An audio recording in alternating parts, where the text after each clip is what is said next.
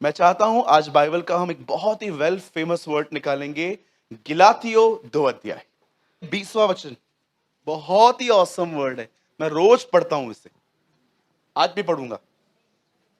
मैं मसीह के साथ क्रूस पे चढ़ाया गया हूं और अब मैं जीवित न रहा, पर मसीह मुझ में जीवित है।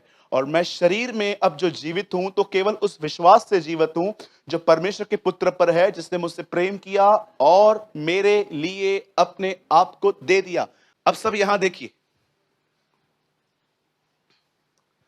सदैव याद रखिए, पौलुस इस वचन में कहता है मैं मसीह के साथ क्रूस पे चढ़ गया।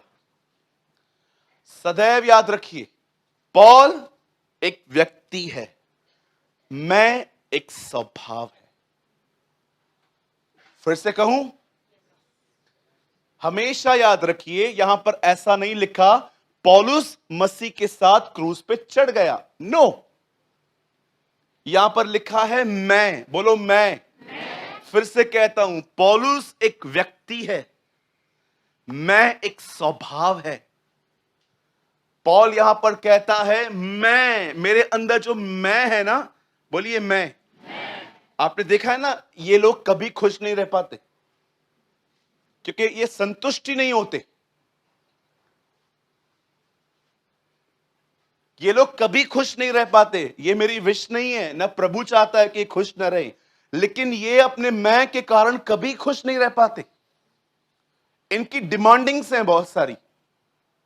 मेरे से क्यों नहीं पूछा, शादी का कार्ड सबसे पहले मेरे पास क्यों नहीं आया, बर्थडे पे मुझे विश क्यों नहीं किया, मुझे क्या मिलेगा। हर जगह पे इनके मन में ख्याल है मैं। आप देखो, ये लोग कहां पर भी एडजस्ट नहीं हो पाते। और मैं आपको गलत नहीं कह रहा हूं, इनका अंत जानते हैं क्या है?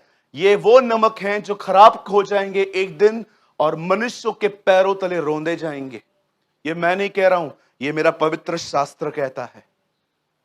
लेकिन पॉल बहुत डिफरेंट था। वो जान गया कि मेरी सबसे बड़ी प्रॉब्लम शैतान नहीं है, मेरी सबसे बड़ी प्रॉब्लम मेरा खुद का मैं है। मैं कई लोगों को एक चीज में समझ नहीं पाता हूं, हम में ऐसा है क्या कि लोग हमारी इज्जत करें? मुझे ये बात समझ नहीं आती। आप क्यों इस उम्मीद से आते हो कि आप पे ध्यान दिया जाए, फोकस किया जाए आपको? नो प्रॉब्लम, हम उम्मीदों में 0% पे कभी भी नहीं आ पाएंगे। थोड़ी बहुत उम्मीदें हमारे पास हमेशा रहेंगी। लेकिन कभी कभी तो यह भी होता है कि अगर आप अपनी नजर से देखो कि हम एक ही घर में रहते हैं और उसको ज्यादा ऑनर मिल रहा है, मुझे कम, तो आपको पता भी नहीं चलता, पर आपके हार्ट, लंग्स, किडनी हर जगह पे हर्ट होता है। हां, मैंने देखा है, बिल्कुल। और देखो, ये मैं आपको गुमसुम रखता है, ये मैं आपको अपने आप में बिजी कर देता है। सदैव याद रखिए, ये मैं, ये आपका दुश्मन है।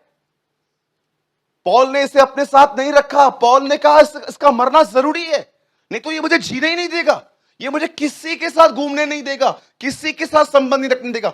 आप देखो, आप आज घर जाओ और अपने मोबाइल के अंदर जितने भी आपको कॉन्टेक्ट हैं, आप देखो, देखो कितने लोगों ने आपको कॉल करना बंद कर दिया है, कितने लोग हैं जिन्होंने आपको व्हाट्सएप पे पूछना बंद कर दिया है। जानते हो क्यों?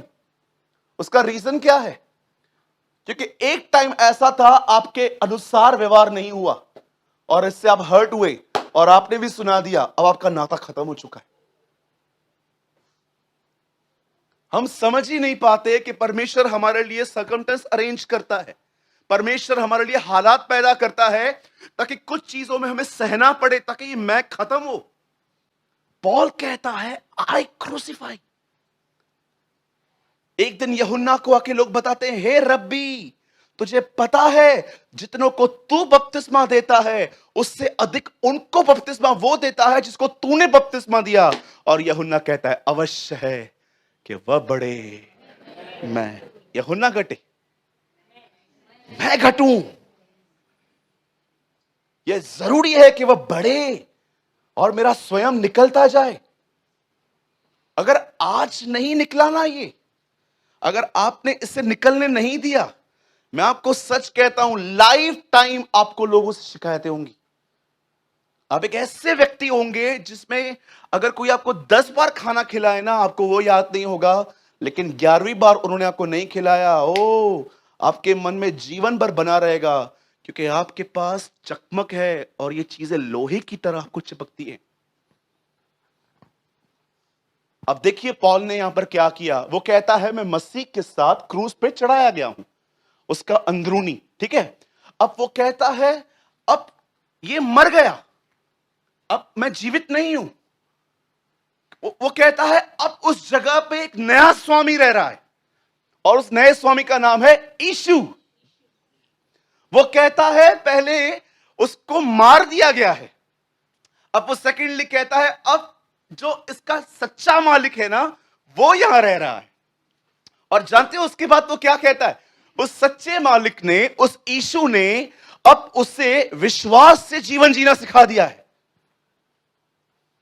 कितनी अमेजिंग टेस्टिमनी है ना पौल की। वो कहता है मैं प्रभु में आया और प्रभु ने मेरे अंदर स्वयं को मारा, स्वयं के मरने के बाद मेरे अंदर खुद यीशु आके बैठा है, और अब यीशु ने क्या लिखा है? तो केवल उस विश्वास से जीवित हूं। अब उससे वो कहता है अब मैं अनुभव से नहीं, now I am living by faith.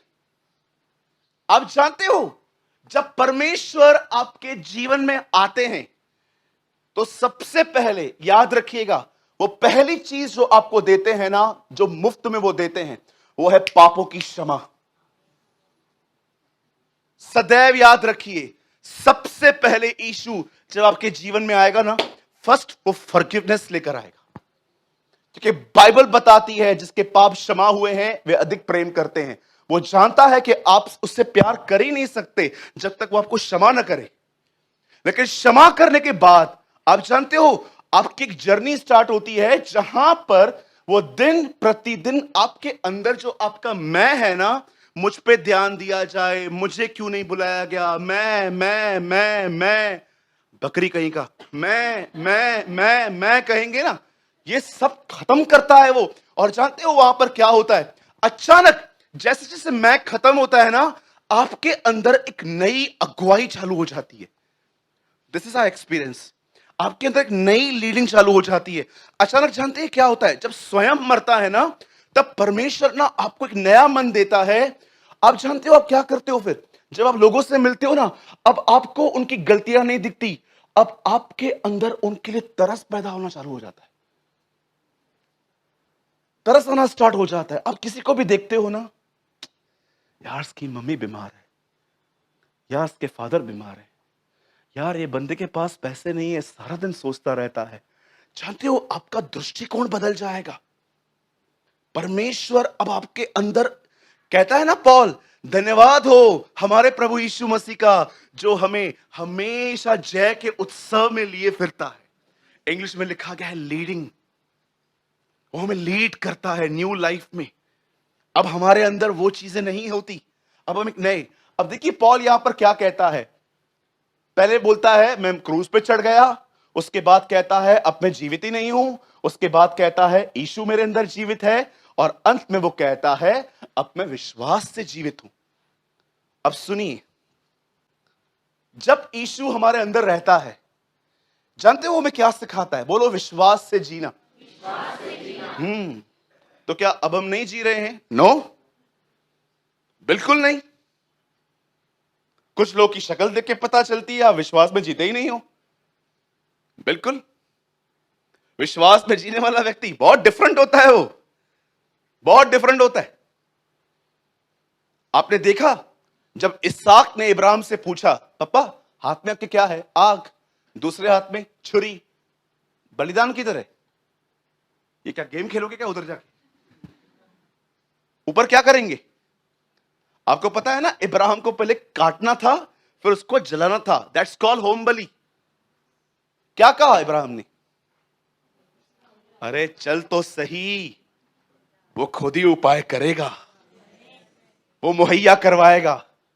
अब मुझे बताइए, ये बंदा ऊपर पहुंचा भी नहीं है, घोषणा क्या करता है?